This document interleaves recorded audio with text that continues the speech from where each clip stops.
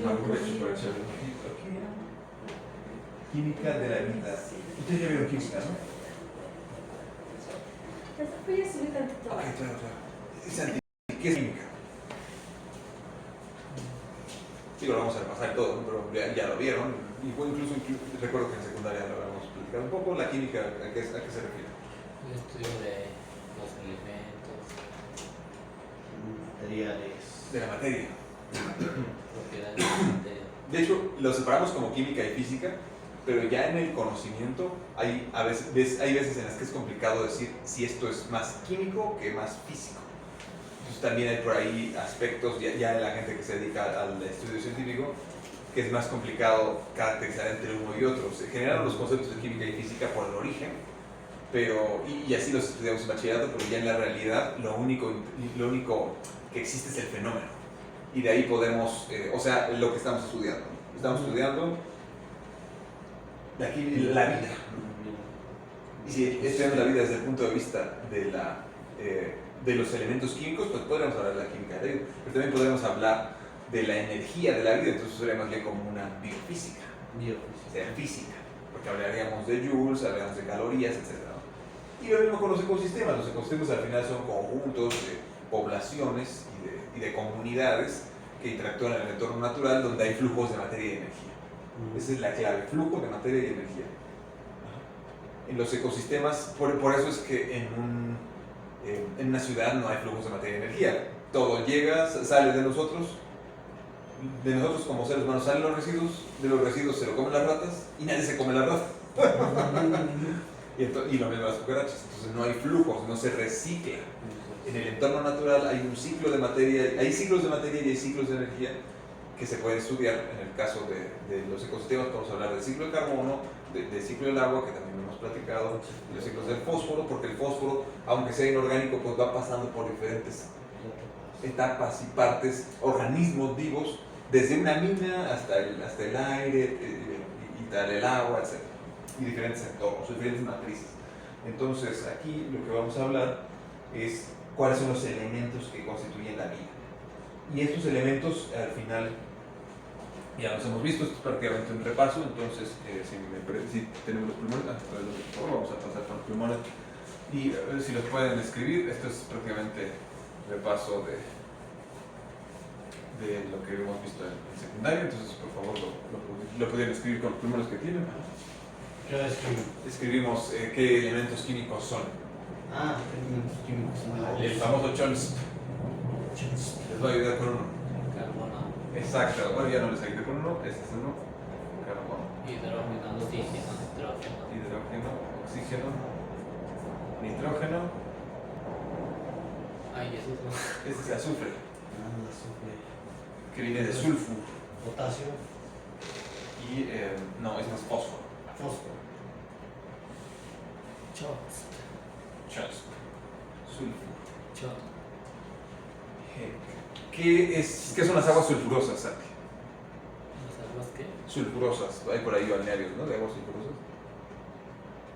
Los que son. Pues de hecho en el spa, por ejemplo, que es Oscar. Son los que son como termales. Aguas termales donde hay azufre. Donde hay azufre. Hay compuestos de azufre que son súper buenos porque para la piel. Sí, de hecho sí hay unos. Hay unas, exacto. Masajes, bueno. Son faciales más que nada. Usan todo eso. Y hoy día se usan también azufres o compuestos azufrados para los faciales del spa y tal. Sí, también. Súper. Bueno, aquí no los hacen, pero lo vimos en otro hotel. Ya. Muy bien, muy bien. 5 mis cosas. Sí, Hasta 500 pesos Hasta de 500 gastos. pesos. No. No, es que ahorita vienen a pagar. Déjenme dejar bajar mi cambio. Ahí vengo. Bueno, Sí. un ejemplo de carbono, Oscar. Carbono. Un ejemplo de hidrógeno, Santi. Carbono es la sal que le echamos para. ¿Cómo se llama? Pues las sales de baño, pero las que están prohibidas para usar aquí, ¿no? Esas sales de baño seguro tienen carbono. Carbono, sí, no. No recuerdo. El grafito, por ejemplo, de los lápices, ¿no? Eso tiene carbón. El carbón con el que usamos para la cama, ¿sabes? De hidrógeno, Santi. El agua, el H2O famoso. El agua tiene hidrógeno, la molécula de agua tiene dos H2O. átomos de hidrógeno y uno de oxígeno. Exacto. De oxígeno, Es el aire, ¿no? exacto. El 27 punto y algo por ciento del aire que respiramos es oxígeno y con eso podemos nosotros respirar para destruir los alimentos y que podamos obtener energía de ellos, de oxígeno. Del nitrógeno, o sea, por ejemplo, en los coches hay formas de que se le ponga nitrógeno a las llantas. Perdón. Hay forma que se le ponga nitrógeno a las llantas para que rindan más y que se le ponga un óxido nitroso o algo así al motor para que corra más fuerte. Sí, Ajá, sí, había el famoso escuchado nitro, eso. ¿no? Que se le Ajá, pone. que según para que De lo rápido. sea más rápido y furioso. Exacto. Sí, exacto, Sí. son compuestos nitrosos porque los enlaces que tiene el nitrógeno son enlaces muy inestables y entonces rápidamente cuando se queman liberan muchísima energía. El TNT, por ejemplo, el trinitrotolueno, la dinamita, pues tiene mucho nitrógeno. La nitroglicerina, lo mismo, nitrógeno. O sea, el nitrógeno al final, podríamos poner aquí una calaverita, ¿no? Que es el más Peligroso. Es peligroso, ¿no? Sí. muy Y peligroso. con todo el nitrógeno es el mayor componente del aire que respiramos. Sí. Si no me equivoco, 68-69% del aire que respiramos es nitrógeno. Nitrógeno. Sí. Totalmente nitrógeno, entonces casi vivimos en un ambiente de nitrógeno y este nitrógeno en forma de aire, del aire es prácticamente inerte. También los cigarros no tienen un poco de nitrógeno, ¿no? Ah, pero es como amoníaco, Amoníaco, compuestos de ¿no? amoníaco, es NH3. Sí, sí, en ese caso es pésimo, ¿no? Ajá. Sí. Como amoníaco y como amonio. Ajá. Los que fuman. Oh, De hecho, justo los que fuman tienen mucho... solo por fumar, las aseguradoras te ponen a un nivel de riesgo superior, porque Ujú. prácticamente el cáncer es el Es 100%. muy- Sí. Sí, solamente por fumar. Y bueno, el fósforo es un poco más raro, ¿no? Pero el fósforo, ¿dónde lo vemos, Adrián? El fósforo. ¿Dónde hemos visto fósforo? Un ejemplo de fósforo. No. Los cerillos. Ah, en los cerillos. Hay diferentes series de fósforo, ya no los hacen de Los fósforo grandotes totalmente, que hacen pero de madera, ¿no? que según yo ya no tienen compuestos totalmente de fósforo, ahora son orgánicos, pero sí, ya no los hacen de fósforo porque antes el fósforo de esos compuestos se incendiaba prácticamente a la fricción, o sea, los traías en la cajita y ¡pum! Se te prendía, ¿no? Era muy peligroso, entonces ahora ya no los hacen de fósforo, los hacen de otra cosa, pero bueno, quizá tenga algún compuesto de fósforo con un retardante de ignición, Sí. pero el fósforo justo viene... Como con cera, ¿no? Algo así. Sí, debe de tener algo por ahí, no me he puesto a investigar porque tenemos cerca de 8 millones de, bueno, quizá más deberían de ser 10 millones de compuestos químicos diferentes. Muchos de ellos son sintéticos, muchos de ellos tienen fósforo. El fósforo se usa en la vida porque es la transmisión de la energía se usa a través de compuestos de fósforo dentro de nuestras células, a través del ciclo de Krebs. Entonces, este fósforo lo tenemos que ingerir porque nosotros no tenemos este fósforo, a diferencia, por ejemplo, bueno, de hecho todos estos elementos los tenemos que ingerir. El oxígeno lo tenemos que respirar, pero prácticamente todos, bueno, incluso el oxígeno mismo también como en forma de óxidos de ciertos elementos también podemos ingerir. Pero en general todo esto viene en la nutrición y son los elementos básicos para la vida, que está basada en una composición química específica. Si hacemos el análisis entonces de la vida y lo separamos, si agarramos una cucaracha, una rata, un ser humano, por favor no lo hagan, y lo metemos a un horno y vemos qué proporción tiene, vamos a encontrar una cierta proporción de estos elementos químicos que en los laboratorios desde hace más de 200 años ya se sabía cómo estudiar para ver cuánto carbono, cuánto nitrógeno, cuánto Oxígeno. hidrógeno tenía, ¿no? Ajá. Los últimos siglas de carbono, hidrógeno y nitrógeno, estos elementos constituyen la mayor parte de la materia viva y participan en la formación de moléculas esenciales. Aquí vamos a tener de hecho varias moléculas esenciales que muchos de nosotros probablemente ya conozcamos, que son las proteínas, los carbohidratos y también los lípidos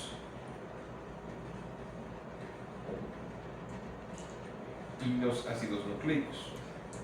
Vámonos uno por uno. Proteínas, ¿qué son las proteínas, Oscar? Son las que tenemos que consumir para tener masa muscular. Exacto, son los elementos estructurales de nuestra vida. De nuestra materia. Sí, pues nosotros tenemos, o sea, los telómeros, si no me equivoco, de la piel, el tema de los músculos, son elementos estructurales blandos muy importantes para poderlos mover. Estamos cubiertos todos de músculo y tenemos muchos aminoácidos que forman estas proteínas y que de hecho los tenemos que consumir porque no los producimos. Y lo mismo con nosotros, ¿no? ¿Qué serían los carbohidratos, Sal? La palabra de hecho no lo dice, ¿no? Carbo, de carbono, hidratos, de agua. Son compuestos como la gasolina que tienen, bueno, en el caso de la gasolina se llaman hidrocarburos, pero aquí pero cuando hablamos de bioquímica son carbohidratos. Porque son lo mismo, con compuestos de carbono e hidrógeno, que estos dos elementos nos dan, de hecho nos dan mucha energía y de hecho hay diferentes tipos de carbohidratos que vamos a platicar, como por ejemplo esas papas sol que están por ahí. Sí. Ese papasol, todo lo que es de papa, pues tiene cadenas muy grandes de almidones que al final son carbohidratos complejos. Y esos carbohidratos complejos, al momento de comerlos, los comemos, los destruimos con nuestro estómago, y al momento de destruirlos podemos sacar esa energía de los carbohidratos, ¿vale? Lípidos. ¿Qué son los lípidos? No, Son las grasas. Por ejemplo, los aceites, la manteca, todas las formas de almacenamiento de largo plazo en los mamíferos típicamente, pero también en las plantas. Por eso se habla de grasa vegetal, pero son formas de almacenamiento de energía muy, muy densas. Entonces los lípidos, por eso se dice que mientras más grasa consumimos, pues puede haber problemas para nuestra salud, ¿no? Sí. Porque si consumimos muchas grasas y nos la pasamos comiendo tacos mañana, tarde y noche, ¿qué nos pasa? engordamos. Exacto, porque tenemos una ingesta de carbohidratos y lípidos enorme, bueno, con proteína, ¿no? Esta no es una clase de nutrición, pero la fibra también es importante. Y la fibra son carbohidratos estructurales en las plantas. La fibra prácticamente le llaman fibra insoluble porque son carbohidratos que no se pueden destruir. No tenemos capacidad nosotros, como las vacas, de destruir esos carbohidratos. Las vacas tienen esa capacidad, pero tienen que estar rumiando. ¿Han visto cómo la vaca está rumiando? Sí. Porque la vaca tiene varios estómagos y entonces Eso es lo que dice. vomita. 7, creo, ¿no? Ajá, Sí, vomita, come, no recuerdo cuántos son, y regresa, ¿no? Y digiere, y otra vez vomita, otra y regresa. Y vomita porque los carbohidratos son estructuras muy gruesas, Sí. son muy difíciles de destruir los carbohidratos estructurales, en el caso de las plantas. Y bueno, esta del carbono, en el caso de nosotros, forma cadenas complejas, así como, no recuerdo cuál era la película que hablaba de seres de otros mundos que no tenían vida con base en carbono, sino como en silicio, porque el carbono y el silicio tienen la propiedad de que pueden hacer enlaces químicos con otros 4 elementos químicos. Entonces puedes hacer cadenas y cadenas y cadenas de carbono, cadenas y cadenas y cadenas de silicio, como la silicona. ¿Han visto la silicona por ejemplo, en la espalda? Todas las cosas son de silicona, los implantes de silicona. Mi bebé tiene unos platos de silicona, ¿no? Que son prácticamente ignífugos, no se queman ni nada. Pues esos son de cadenas de silicio, que es otro elemento químico que ya vamos a platicar. Entonces la capacidad de nuestra base, la base de la vida en la Tierra es el carbono. En teoría podríamos tener vida que fuera de otra clase de estructura, pero la vida que por la conocemos toda es de carbono. Y estos elementos son extremadamente importantes y como les decía, el ATP, incluso en el ADN para la información genética, tenemos fósforo. Y hablemos ahora de los ecosistemas. Al final es el conjunto de seres vivos y un ambiente formado por un sistema interdependiente. La visión antigua de los ecosistemas es que había factores bióticos y abióticos. Esto viene de un autor que se llama Eugene Odum, y es la visión que tenemos por aquí, de que habla de factores bióticos, que son aquellos que no tienen vida, y los abióticos que no tienen vida, y bióticos que la tienen. La visión moderna de la ecología es ya solo estudiar poblaciones y recursos. O sea, tanto los seres vivos en comunidades o en poblaciones, cómo se relacionan con los recursos de su entorno, en lugares donde existen estos ciclos de materia y energía que aún se han destruido, como es en las ciudades. Y eso es importante porque si destruimos al mundo natural, la realidad es que nos destruimos como seres humanos, totalmente destruidos. Bueno, origen de la vida y taxonomía. Teorías del origen de la vida. Esto todavía queda bastante por seguir investigando, porque esas teorías del origen de la vida no han tenido grandes cambios en los últimos casi 100 años. El último que hizo grandes cambios fue justo Oparin en los años 20 del siglo pasado, en Rusia. Y bueno, las teorías de origen de la vida buscan explicar al final por qué estamos aquí o de dónde venimos, como seres vivos, no solamente como humanos, sino como bacterias, como etc. Porque el nivel altísimo de complejidad es casi imposible de que nosotros pudiéramos replicarlo. Otro nivel de complejidad grande, hay 8.000 millones de seres humanos, ejemplo de eso, que es cada cerebro humano. Porque cada cerebro humano es único y es prácticamente la materia más compleja de entender de todo el universo conocido por nosotros. No hay nada más complicado de entender que el cerebro humano. Y lo mismo la vida, en general, cómo surgió la vida es una pregunta que seguimos sin saber cómo, y hay diferentes teorías. Vamos a evaluar aquí, pues simplemente que sepan que la teoría de generación espontánea significaba de que la vida podía surgir sin ninguna clase de razón. Sin ninguna razón surge la vida, ¿no? Estamos aquí tranquilos y de repente surgen los ratones. Obviamente por ejemplo, ahí están unos cadáveres de carne y entonces surgen gusanos porque llegan las moscas y depositan sus larvas. Pero entonces se decía que era generación espontánea, pero ya lo sabemos que no es. La vida genera vida y las moscas ponen unas larvas y las larvas se comen la carne muerta y entonces salen más moscas. Empiezan a tener más. Exacto. Y bueno, es una referencia histórica porque ha habido aquí también implicaciones teológicas, diferentes iglesias o escuelas de pensamiento más pues teocéntrico, enfocado en la vida. Pero la ciencia al final nos habla de diferentes formas de pensar y tenemos estas mismas teorías prácticamente sin cambio desde hace unos 400 años. Biogénesis, que la vida solo puede generarse a partir de vida preexistente. Louis Pasteur, el famoso microbiólogo, demostró por ahí que podríamos generar nuevos microorganismos y que no surgen de manera espontánea sino de otros microorganismos, o de que la vida al final se reproduce y la vida genera vida y la vida se alimenta de vida para poder seguir trabajando. Y bueno, de manera moderna sabemos que la vida se originó a partir de formas de vida primigenias, entre las cuales les digo que están las posibles proteínas de caldos de cultivo antiguos en los cuales se pudieran reproducir a sí mismas, pero hasta el día de hoy en laboratorios no ha sido posible reproducir una proteína que se reproduzca a sí misma. Y bueno, de manera extraterrestre también se pensó, Svante Arrhenius, el famoso científico que habló del cambio climático hace más de 100 años, también propuso que probablemente la vida venía de otras partes del mundo, del universo, pero no se ha podido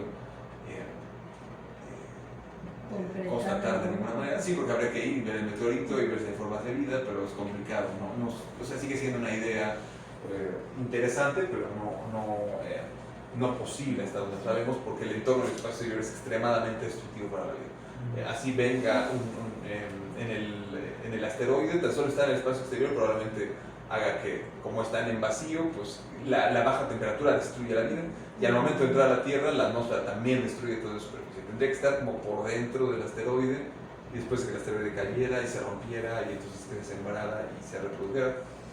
Pero eso tendría un problema porque faltaría diversidad de genes. Sin diversidad de genes pasa lo que a los reyes del siglo XVI o XVII, que empiezan a salir con taras y problemas genéticos por casarse entre primos y entre hermanos para tratar de mantener una sangre azul pura. Entonces, a nivel biológico, lo ideal es tener diversidad. Entonces, ya lo saben, no se casen con hermanos, primos, abuelos, ni nada semejante. Mejor conocer más. Porque aún los primos en segundo grado tienen riesgo, ¿no? De taras, sí, primos segundos. Digo, al final todos somos en cierta manera familiares, pero mientras más lejanos, en los pueblos pasa mucho, ¿no? Que de repente, este es mi tío y mi primo, y entonces la endogamia, así se llama, endogamia, es mayor. En las ciudades es prácticamente imposible, pero por ejemplo mi esposa resultó ser tía, abuela, de 10 generaciones de uno de mis amigos del bachillerato. Ya cuando hicimos el estudio genético de hasta donde llegamos, y resulta que están emparentados, ¿no? O sea que mi niña es su sobrina, y bueno, total. Mi niña es su tía también de mi amigo. Y bueno, aquí también tenemos otra teoría un poco más acertada, la síntesis abiótica, que básicamente dice que antes no había nada, pero teníamos compuestos químicos en la atmósfera y en el suelo de la Tierra.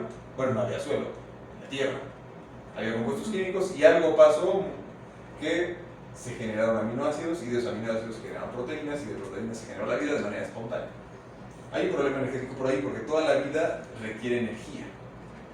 No hay un solo, por un asunto físico de termodinámica, no hay un solo ser vivo que aporte energía al entorno. Todos consumimos energía, todos consumimos energía. Y el hecho de que eso sea así sigue siendo un gran misterio porque la vida utiliza energía y va en contra de lo que la física nos dice de que el universo siempre tiende al desorden, la famosa entropía.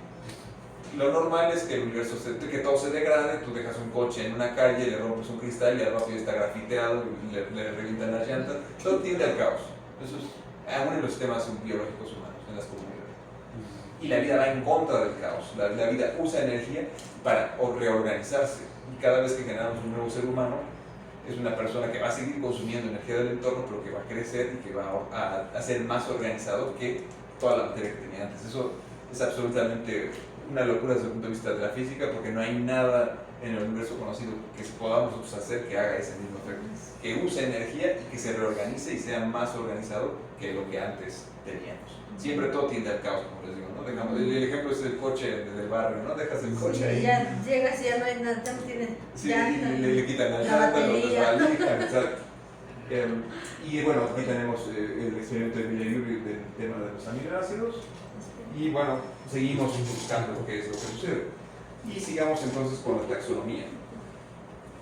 Decíamos que existe la vida, que la vida tiene diferentes formas de expresarse y que al final, bueno, algo no se los comenté, pero nosotros estamos emparentados prácticamente con todos los seres vivos de la misma, del mismo dominio. O sea, con los gatos, con los perros, con los cerdos, nuestro material genético prácticamente es el mismo en más del 90% y solamente unas pequeñas cantidades de material genético nos hacen diferentes de esos otros organismos, porque venimos del mismo origen filogenético de otros, muy probablemente.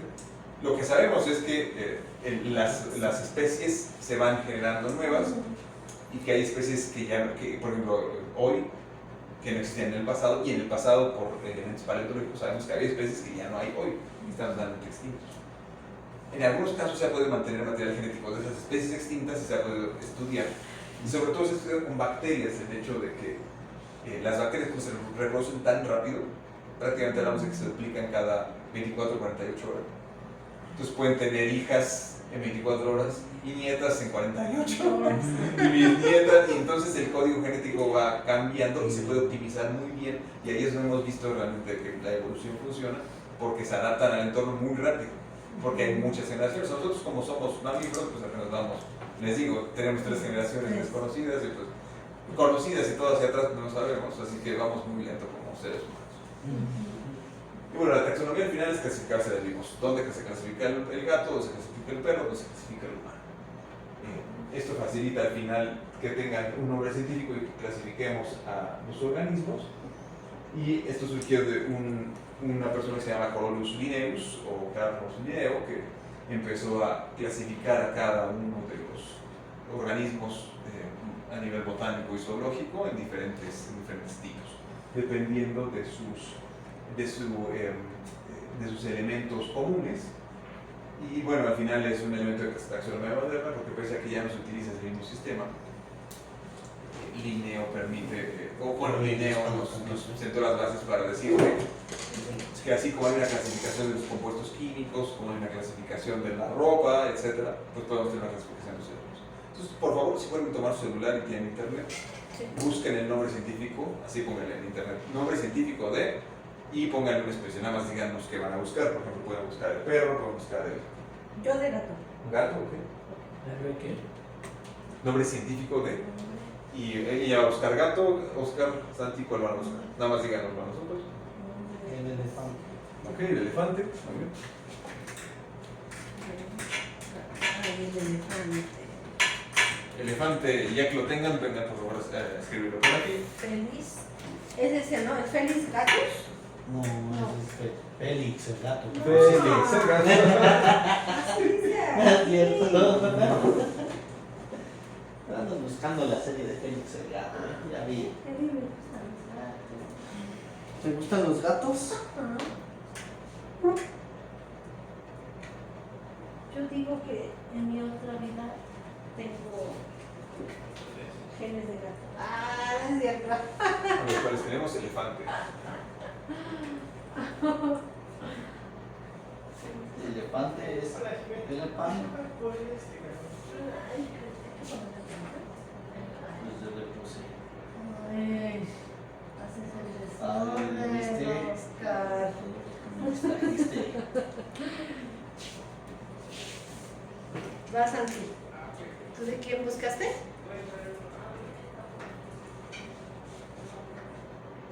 Santiago. ¿De quién buscaste?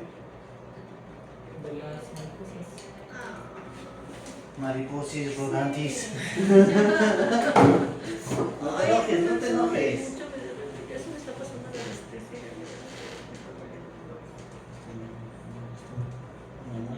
Y me fui a que me hicieran la corazón.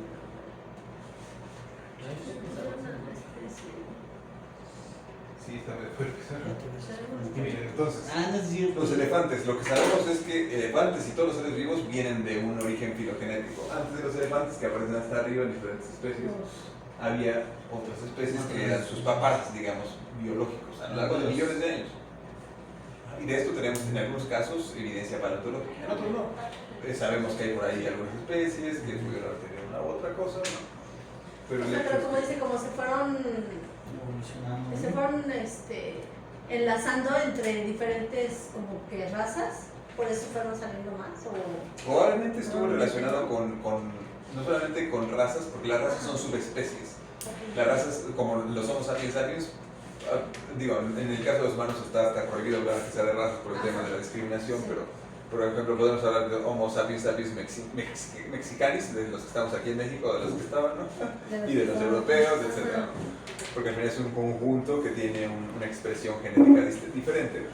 Y entonces esa expresión genética, ¿Puedes bañarte? claro, No, oye, esa expresión genética que es distinta, pues está en contacto con su entorno y los genes cambian. Los genes cambian y cambian y cambian a lo largo de muchas generaciones y probablemente el entorno y otras especies o subespecies con las que se hayan apareado, lo que sea, Ajá, sí. pues entonces generan nuevas especies o simplemente extinción. Y pues listo, ¿no? El hecho es que, por ejemplo, de todos estos animales sabemos que existen estos Sí. y de los elefantes además sabemos que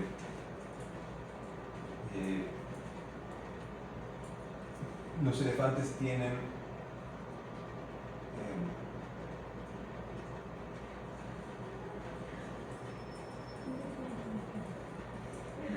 no sé si encontramos en los elefantes.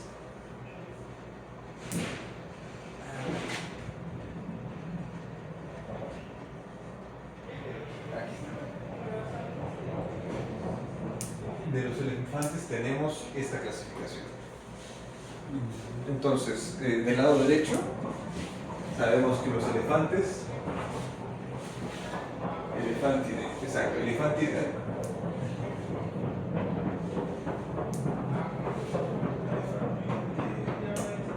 no aparece. Ah, sí, exacto, familia, exacto, esta es la familia. Pero lo que en la clasificación taxonómica, la idea es que cada especie, es como una clasificación archivística con una clasificación química, que cada elemento individual puede tener una y solo una clasificación. Entonces el elefante va a ser del dominio eucariota, del reino Animalia, del subreino Eumetazoa, del superfilo Deuterosomia, del filo Chordata. Chordata, nosotros somos del filo Chordata porque tenemos la columna vertebral. Entonces ahí estamos todos en ese filo Chordata con los elefantes. Pero después vertebrata igual, porque tenemos vértebras. De hecho, tetrápoda, pues lo mismo, ¿no? Ajá. Bueno, tetrápoda nosotros no tenemos cuatro patas, tenemos realmente dos extremidades inferiores. Pero en sí, en clase, mamalia, sí somos mamíferos igual que el elefante. Entonces hasta ahí vamos igual, ¿no? Sí. O sea, los seres humanos hasta arriba estamos exactamente igual que el elefante. Pero más abajo, placentalia. Pues también, Que ¿no? placenta suena que sí, igual que nosotros. Sí. Y después proboscidea, ese es el orden y la familia es elefantide. Y bueno, géneros y especies, dice, veas el texto. Mire que está Pachydermata, 3 especies. Bueno, por ahí están los datos. Ah, mira, Elephas creticus, del Pleistoceno. Bueno, ese es un antiguo, ¿no? Este es un antiguo. Hay diferentes actuales 2 géneros, Loxodonta y Elephas. 2 tribus distintas, o sea, los africanos, ah, mira, aquí está. Elefantes africanos y elefantes asiáticos. Los africanos son los Loxodonta y los asiáticos son los Elephas. Entonces, lo mismo con los gatos, que aquí siempre que pongamos nombres científicos, lo ideal es que, como es latín, lo subrayemos o lo pongamos en cursiva, para decir que es una palabra fuera de nuestro lenguaje actual. Entonces, pues si me prestan cuáles los demás para que no se me olvide.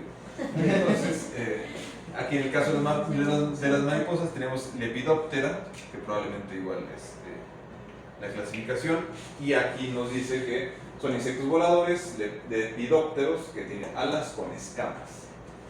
Entonces la clasificación nos permite tener claridad de los elementos morfológicos y fisiológicos de los animales y de las plantas y de prácticamente todo para poder tener claridad de dónde estamos.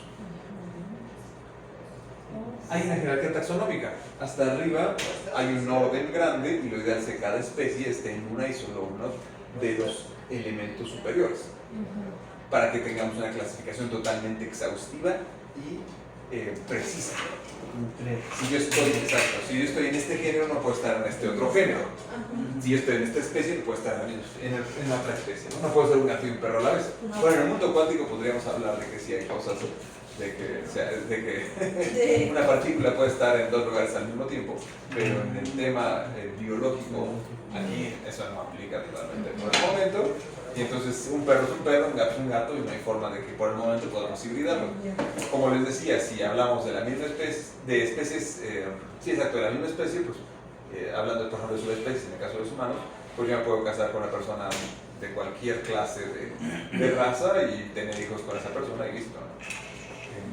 Entonces, bueno, aquí tenemos categorías taxonómicas. Los dominios son la clase superior, y de ahí tenemos los antiguos reinos de Whittaker, que definen también características comunes. La clasificación taxonómica original del Neo era reino, filo, clase, bla, bla, bla, pero como ahora les comentaba, ya ha cambiado, y lo que ahora tenemos hasta arriba ya no son reinos, sino dominios, y después de los dominios tenemos los reinos, como veíamos aquí con el elefante. El elefante está en el dominio eucariota porque tiene células eucariotas, que ya las platicaremos también, que son células altamente especializadas con diferentes organelos celulares, y de ahí en el reino Animalia, que es el reino animal. Y esta clasificación de Whittaker de los 5 reinos, de Monera, Protista, Fungi, Plante y Animalia, hay que conocerla porque probablemente su examen venga por eso, pero ya no es lo que en la ciencia está totalmente estructurado o reconocido como lo más moderno. Ahora se habla de 3 dominios: Eucaria, Arquea y Eubacteria, para poder... Eubacteria es el de las bacterias, Arquea es el de unos organismos muy particulares que se llaman arqueas, y Eucaria es donde estamos todos nosotros, que tenemos células eucarias. Entonces hay 3 dominios. Antiguamente había estos 5 reinos exclusivamente, pero ahora ya han cambiado un poco las cosas. Aquí en esta clasificación de Whittaker se las he puesto porque igual es importante que la conozcamos. Tenemos el Monera, Protista, Fungi, Plante y Animalia. Animalia ya lo conocemos, pues, que es el de nosotros, ¿no? Es totalmente conocido para nosotros. Plante también es similar porque las plantitas, bueno, esas son totalmente artificiales, pero las plantas están relacionadas con nuestro entorno, podemos saberlo, ¿no? Donde empiezan a hacerse las cosas más raras es en los otros 3, porque en la taxonomía del fungi hablamos de unos organismos muy particulares que tienen células eucariotas, que al final tienen un núcleo celular, y no solamente son células eucariotas, sino que son heterótrofos porque tienen que comer del exterior. No pueden generar su propio alimento, igual que nosotros y las plantas, pues tienen que tomar el alimento aparte. Bueno, las plantas son autótrofas, tienen que tomar el alimento del exterior. Heteros, pues es de distinto, trofos es de comida o de alimentación. Y de aquí los hongos son importantes de verlos porque conocemos hongos de diferentes tipos, es un reino enorme, desde los hongos que nos parasitan como seres humanos hasta los hongos que existen en los entornos naturales. Han visto las casitas de los pitufos, ¿no? Sí. Entonces esas casitas de los pitufos que son todos los cuerpos fructíferos de los hongos del bosque, de los hongos venenosos del bosque, porque esos son hongos rojos que no hay que comer, pero no hay que ni tocar, porque esos hongos son venenosos, son muy bonitos, pero mientras más bonitos, más peligrosos. Un poco como los alacranes, que mientras más pequeñitos y más güeritos, más peligrosos.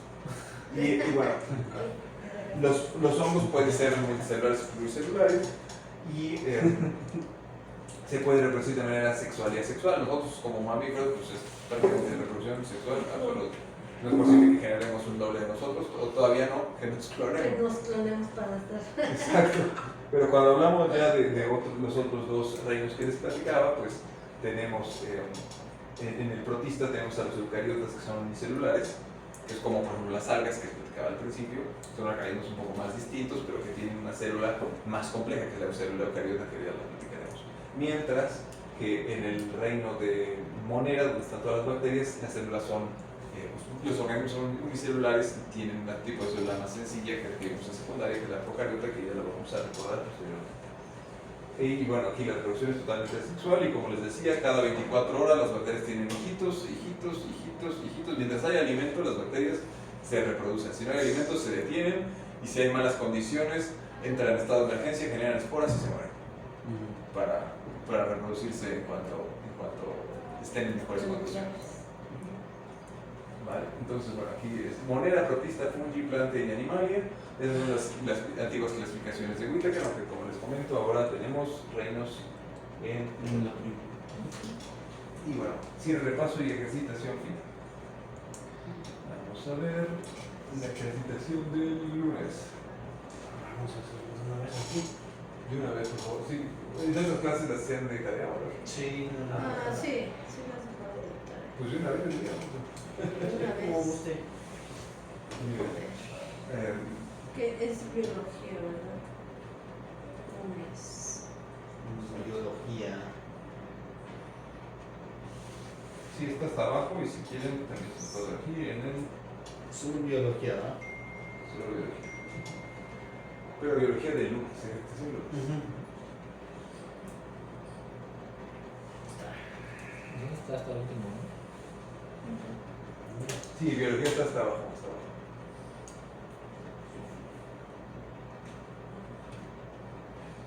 El chico que me pide mi Eh, correo, mi contraseña. Mi correo, mi contraseña. ¿te No sé piden por qué. correo, no? Sí, cada vez que quiero abrir me pide mi correo, mi contraseña. Sí, anteriormente no, pero ahora no sé. Debe ser nuestro fácil.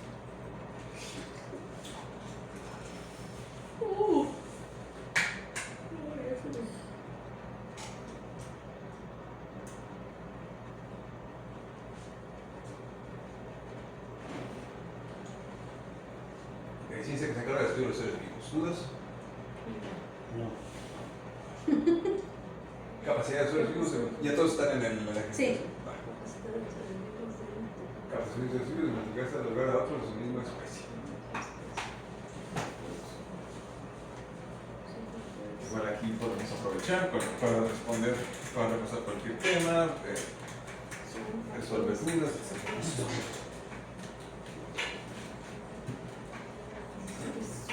Son factores abióticos. Ajá, son factores abióticos. Acuérdense, bios era vida, ¿no? Ajá. BIOS, como la BIOS de las computadoras. Bueno, en ese caso también. Ok, entonces no es planteado, ¿no? Flora y fauna. ¿no? Entonces, de bios, Pero el BIOS es vida. Acuérdense que esos hablábamos de los bióticos y abióticos, ¿no? A es el alfa privativa del griego y las lenguas del indostán, del sánscrito y de todas las lenguas que están por ahí en el mundo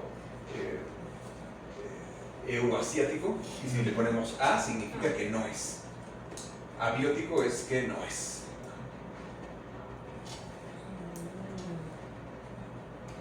Entonces, abiótico significa algo de la vida, pero que no es. Que no es. de la vida, pero que no es vida. Y no hablamos de descansar en la playa o algo así. El spa. ¿Vale? Y bueno, luego conjunto de funciones vitales que se realizan dentro de los seres vivos. Dentro de los seres vivos hablamos del tema de la química, ¿no? De los procesos justo de nutrición y actividad que da origen a la vida.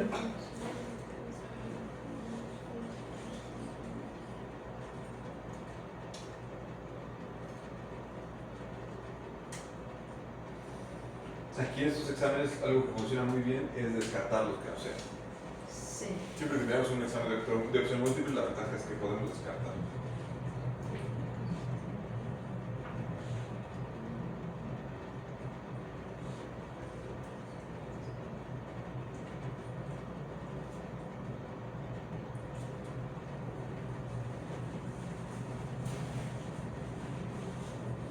Y después, teoría que sostiene que la vida se origina a partir de materia inorgánica sometida a ciertos cambios físicos y químicos.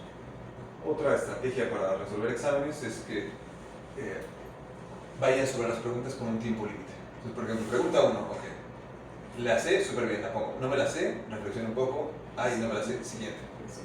Y ya después, al final, regreso sobre las que no haya respondido. Y por pura lógica, típicamente salen todas estas preguntas. Teoría que sostiene que la vida se origina a partir de materia inorgánica sometida a ciertos cambios físicos y químicos. Panspermia, generación espontánea, evolución.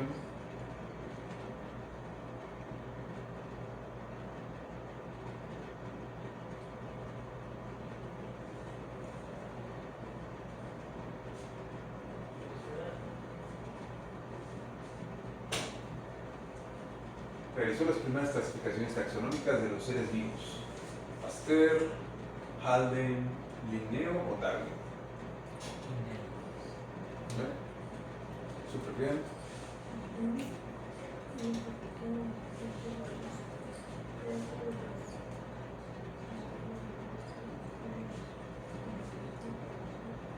Después, 4 macroelementos que constituyen la gran proporción de las células.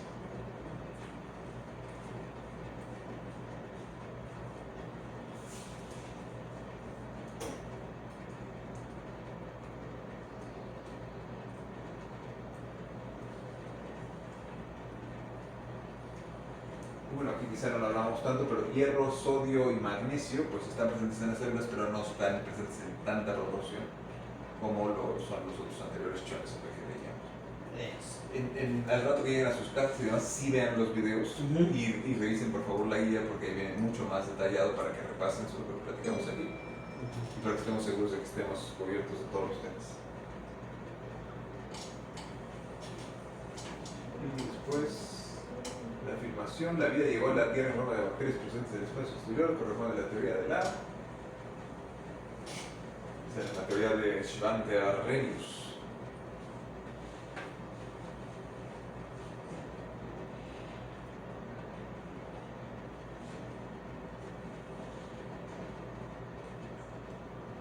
Y luego lo de la rama de biología que estudia los animales. Igual Ya también. acabé.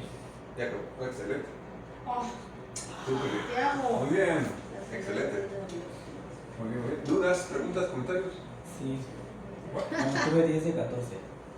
a ver. Me equivoqué en...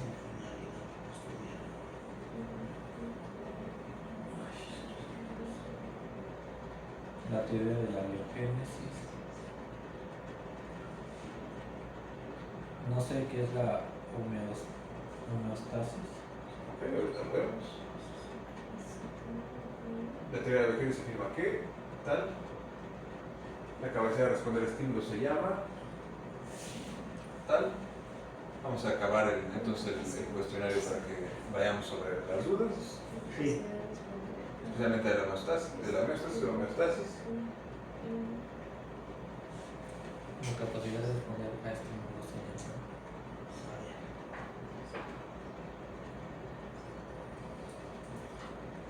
La capacidad de responder a estímulos, justamente.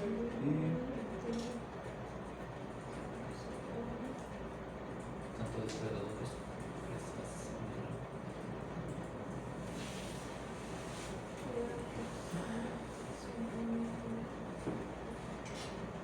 Mantener el equilibrio interno del organismo se conoce como. La taxonomía tiene como finalidad. Eso es donde me equivoqué. Ok. vamos a revisar. La 12. Vale. Y tanto depredadores como presas desarrollan algo con patrones y formas que se parecen a sus entornos.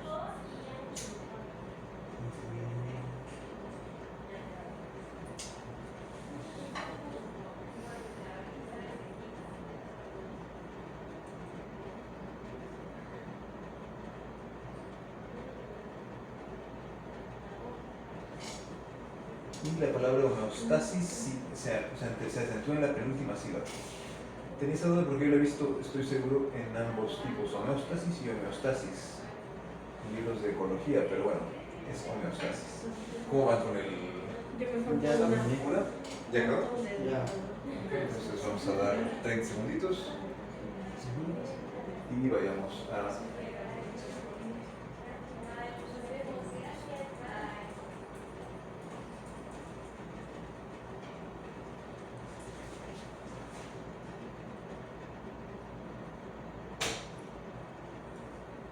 A ver, ya, voy a enviar. ¿Listo? Ah, 7 de 14. A la madre. 7 de 14, ok, vamos a ver. Saqué 11 de 14. 11 de 14, muy bien. No, pues no. Entonces, pues vámonos sobre las que hayan tenido justo problemas. Si quieren, empecemos. ¿Quién tuvo la 14? ¿Mal? Yo. La Esta última. estuvo súper fácil. La última, pues sí. Con un plato. Yo la saqué. Ah, No cabrón, no sé, no somos. manches. Taxonomía, la 13. La taxonomía clasifica. Ahí los me equivoqué. organismos. Clasificar. Clasificar, la palabra clave es clasificar como en un archivo, ¿no? Archivo 1, archivo 2, archivo 3.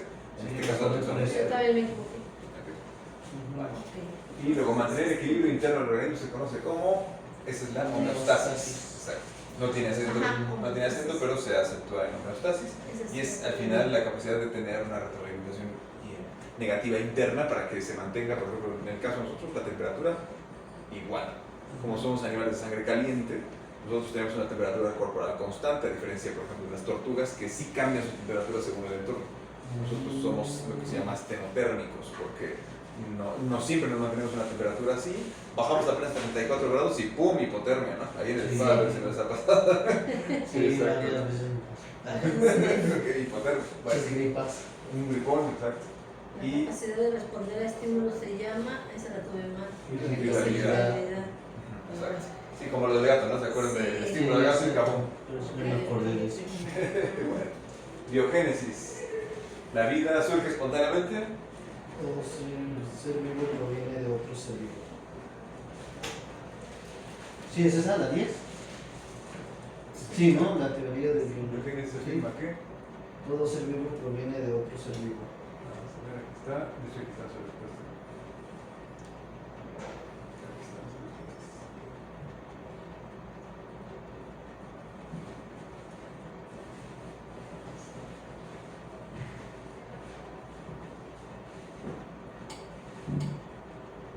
Exacto, todo ser vivo proviene de otro ser vivo. Uno correcto. La vida surge espontáneamente es la generación espontánea que dijimos que lo de la carne podrida, las moscas que llegaban y ponían sus larvas, pero nadie se ponía a observar que las moscas llegaban a poner larvas y entonces simplemente cazotaban la conclusión diciendo la vida se genera sola, deja carne podrida y se genera racusa, ¿no? Ok, ok. Y bueno, la vida fue creada a partir de la materia orgánica, esa es la otra de la que hablábamos del barrio. Y ¿qué rama de biología? Biología estudia los animales. Zoología, zoología. Ok, panspermia, todo muy bien. Generación espontánea, aquí humano. Acuérdense, generación espontánea era la visión incluso teológica, de que, casi teológica, de que la vida simplemente surgía y esto, ¿no? Era como la primera. La generación espontánea fue la primera parte como racionalista para estar en contra de del creacionismo, que de hecho no hablamos de creacionismo. O sea, pero bueno, el creacionismo es justo, bueno, ya todos saben, ¿no? Ahora en alguna iglesia. Entonces, que la vida fue creada por un ser de orden superior y entonces de ahí se generó todo, cosa que es relativamente explicable por el nivel de complejidad que les decía, porque hasta el momento no hemos tenido una sola oportunidad de explicar de una manera lógica esta parte. Pero bueno, Linneo realizó las primeras clasificaciones taxonómicas, muy bien. Pasteur fue el que descartó la generación espontánea. Sostiene que la vida surgía a partir de materia inorgánica sometida a ciertos cambios físicos y químicos. La generación espontánea. que quizá le faltó, la vida se origina sola o algo así. Está un poco confuso. Sí, que la vida se origina sola, porque al final esto también podría ser la teoría de Oparin, ¿no? O sea, ciertos cambios físicos y químicos en el entorno primigenio del mundo, la causa es al final esos cambios físicos y químicos y se genera la vida. Pero aquí simplemente, creo que es algo de cambiar, porque sí, sostiene que la vida se iría a partir de materia inorgánica de manera independiente, podría ser. Un poco así. Y aquí, conjunto de funciones vitales que se realizan en los seres vivos: metabolismo, reproducción, es el metabolismo. Sí. Funciones vitales típicamente son la más importante para poder obtener energía, que ya no hablamos de eso, pero tenemos el anabolismo y el catabolismo. El anabolismo para procesar la energía de los alimentos del exterior y el catabolismo para guardar esa energía en forma de biomoléculas en el cuerpo para después poder usar. Y luego, factores abióticos: temperatura, viento, salud solar, súper bien. Capacidad de seres vivos de multiplicarse, dando lugar a otras subespecies, reproducción. Y ciencia que estudia los seres vivos. Pues súper bien. ¿Dudas, preguntas, comentarios? No. Pues, Hemos terminado, muy bien. ya lo vimos. Pues listo. El video seguro lo verá normal. Los demás compañeros saben ustedes quién.